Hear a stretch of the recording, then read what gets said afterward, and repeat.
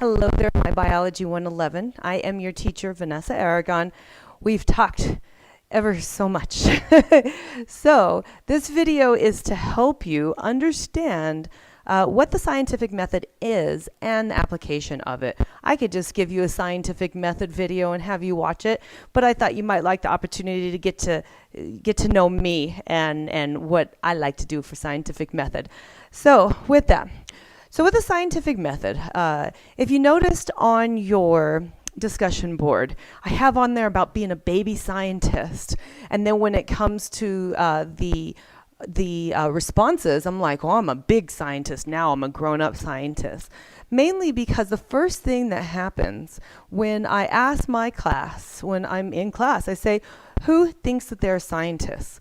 I usually get like hands like nobody's looking around. I might have a couple people that, yeah, I am. So I'm here to tell you that you are all scientists. We are all scientists. My dog's a scientist. I'm not comparing you to my dog. But we use a scientific method. Animals use a scientific method. They don't think about it. It's like trial and error. And then they figure it out. So the point to tell you is you are all scientists. And I want you to have the confidence going into this that you are a scientist. So I'm going to work you through something that is called the scientific method. A lot of times students don't even realize that they were ever participants in the scientific method. But by the time you get done with this talk, you are going to realize that, oh, yeah, that's me.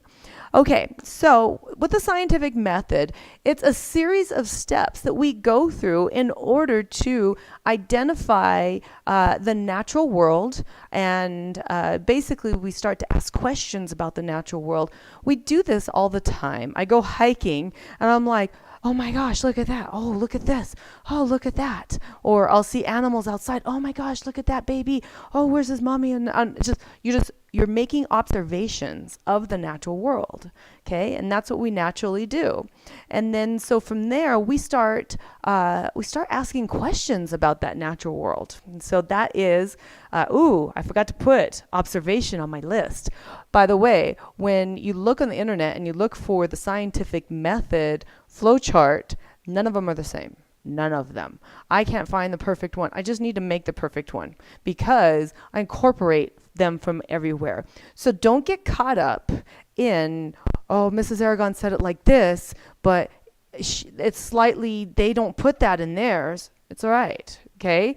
I'm going to go ahead and give you what I think. So have what I think, what I know, what I practice. Alrighty. So I'm going to go ahead and add one more step up in here. And so, because it's a hugely important step.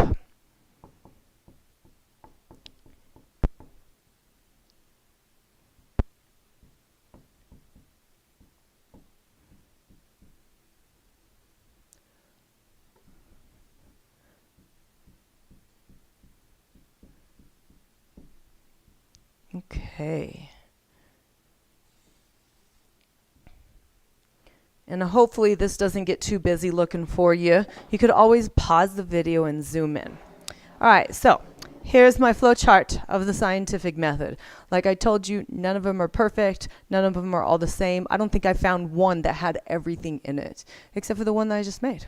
All righty, so the first thing it says, make observation. So like I just told you, we make observations of the natural world.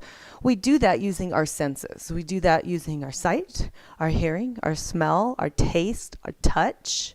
So we use all of our senses in order to make those observations. All right, so from those observations, that leads us to ask questions. You know, I'm out there looking at the baby bunny rabbit, and in my mind, I'm thinking, I'm making an observation of the natural world with my eyes. He, by the way, did not even flinch when my husband and I walked by. Okay, baby bunny rabbit didn't flinch. All of a sudden, I'm formulating questions in my head. I wonder if he has not even had that experience to know that he should be running, because he was just eating. He was just eating and looking at us. So for him, his nutrition was more important than running. So it makes me think to question, he must be pretty young. Maybe he hasn't experienced that. And then I'm also looking around and making questions. Well, where's his mom? Using more observation to make more questions and so forth. Alrighty, so do background research, okay? So as we make our observations and formulate questions, we should be really good about this, doing the background research. All of a sudden, you get on the internet, boom, boom, boom. What's that about? That's what we do all the time. We do background research because you might find that other people have the same questions. You might find that other scientists have gone through this process already and already formulated experiments. Okay, so with that background research, if you notice in your discussion board, I have some stipulations on what that research looks like, okay, in the responses part. What is good research? We want to make sure we're using sites that are .edu, okay, .org, using TED-Ed sites. If you use YouTube videos, that's fine, but think about reputable YouTube videos. What is reputable? Khan Academy, using Bozeman Science. He's an excellent teacher. He's an excellent reference. I put stuff up with him all the time. Using publishers, using science sites that are real science sites. Okay, so sometimes you got to do a little bit digging and see what they're about. And so here's what I won't allow. Wiki, okay? Wikipedia is a big no. .coms are a little iffy. If it's a decent site, it will be an organization. And even the orgs can be a little iffy sometimes. It just really depends, okay? But I'll accept orgs, okay? I don't expect you to, but if you were doing thesis work, you would not even be working in any of those. You would, well, you might a little bit, but that would not be your main bulk. You would be in Google Scholar looking for papers, and those papers are papers that scientists have put out and they have published to their peers. And it takes a lot to go through publishing. So that is ultra reputable. I don't expect you to do that for a 15-point discussion board, okay? All right, so let's get back, do your research. Once you've done your research, from your observation, from your question, some background research, you can construct a hypothesis, okay? And a hypothesis, what a hypothesis is, here you go. It is a tentative answer to a well-framed question. That's what a hypothesis is. Now, I'm not going to get into null hypothesis or alternate hypothesis and so forth. In this class, if you have that experience, that's awesome. In this class, we're going to make it simple, okay? I'm going to tell you your best hypothesis is going to be one that is an if-then statement. If blank, blank, blank, then blank, blank, blank. Period. It shows cause and effect. If this, then that. I would write it on my board, but I don't have another board. So if-then statements, if you can work out a hypothesis without doing an if-then statement, that's fine. I'll still accept it. But if you don't want to fumble around with trying to make a hypothesis, use an if-then statement. That'll make it easy. So it is a tentative answer to a well-framed question. Alrighty, so with that, once you have your hypothesis, you're going to design experiments to test the hypothesis. Now, we have to be really careful about not doing backward science, okay? We don't want to design experiments, get results, and then go back and formulate a hypothesis. That's backward science. You always have to formulate your hypothesis before you do anything. Okay, so that's the big important thing. So you design your experiment to test your hypothesis, and then from there you get some results, some data and results. So you're going to analyze that data and draw conclusions. Okay, so with that, does your data support your hypothesis? If it does not, I'm sorry, let's say it does. Let's go the easy way first. Say it does support your hypothesis. That's great. You did it first time right out the gate. Yeah, I doubt it. So anyway, hypothesis supported. That was not a dig on you. That was a dig on all scientists. So hypothesis, it says hypo, in case you can't read the board from the video. Hypothesis supported. Report your results. Send it off to peers. See if you can get published. Send it to other scientists. Maybe the other scientists want to go ahead and test your hypothesis. Maybe they do the exact same experiment to test the hypothesis, or maybe they design their own experiment to test your hypothesis. Okay? So that's great. Doesn't happen all the time. Most of the time, we'll see. And when you analyze your data, either your hypothesis could be partially supported. You might want to report that. That might be another arrow going down, report it. Or if it's not supported, which means you got to try again. See, I even wrote here. It says, try again. So you're going to go back to the drawing board.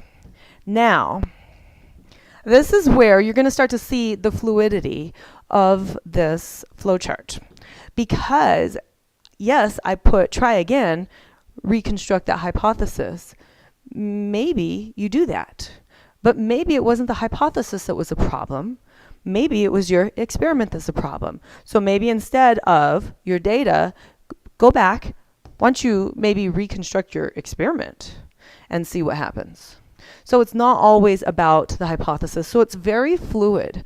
And so if I get to that point where I get to report my results, other scientists can come in, they can read my paper, they can go ahead and use my hypothesis and see if they can design their own experiments also, and maybe other alternate experiments, several different experiments to see if we can nullify means actually prove it wrong, okay? So with that, I want to go ahead and tell you, when you look at some of these flow charts, sometimes it'll say, instead of, notice I put not supported, okay, and supported. Sometimes it'll say proven true. I'll be honest with you, I learned this a long time ago in my scientific career. You can never prove anything true. You cannot prove gravity true. I'm not going to drop my marker because I don't want to chase it around. Here's my little sock I've been using to clean my board. Boom, gravity. Gravity's way past a hypothesis. It's way past a theory. It's a law. So which means we've yet to disprove it. But you cannot prove anything true. We just keep supporting it over and over and over and over again. Okay? Alrighty. So sorry about that. That's my dogs. So I'm going to go ahead. I'm going to give you an example, a real world example, because on your discussion I had said I want you to give me an example, in the class an example of where you have illustrated the scientific method. Now you might be thinking, oh, I was in science class and oh, I did this. No, I want to know in your everyday life, how have you illustrated the scientific method? Okay. I wish I could find a way to keep this up. I don't have anything to keep it up. Well, I'll just pick it up when I need it, okay? So I'm going to use my famous cookie example with the 2-year-olds, okay? Many of you have young children. Many of you have old children, but you remember when they were young. Many of you don't have children, but you were a child, so you can get with this. All right, so little 2-year-old, if you know anything about 2-year-olds, they're crazy smart. They're constantly looking around. They're constantly making observations with their eyes, with their ears, with their nose, with their mouth, constantly making observations. So that's what they're doing, using their senses to make observations. So 2-year-old comes in. That 2-year-old comes in to the kitchen and they see mom has just been to Costco or Sam's. You can go either way. And what you get from Costco or Sam's is a big packet of cookies. Okay, they made an observation. They see that packet of cookies. The next thing on that list is to formulate a question, ask a question. In this 2-year-old's mind, they're not talking to their mom about it yet because they've learned some things about their mom or their dad maybe. They're like, how can I get those cookies? Okay. How can I get those cookies? Make an observation, there's cookies. How can I get the cookies? That's to ask a question. Do some background research. Okay, well, they're 2. I don't know, they might be on the internet. But their general background research is going to be in their brain. They're going to remember the time when this happened before and they begged for cookies and it didn't come out the way they wanted. Okay, that's their background research. So they do their background research, and then they're going to, because of observation, ask that question, how can I get the cookies? Background research, well, I sure ain't going to ask her, because they know that's going to turn out a no, which hers, their mother or their father, him, or they, construct hypothesis. So they're going to construct a hypothesis. Now I'm going to state it in that if-then fashion, okay? If I can get on top of that counter, then I could get some cookies because mom put the cookies on the counter.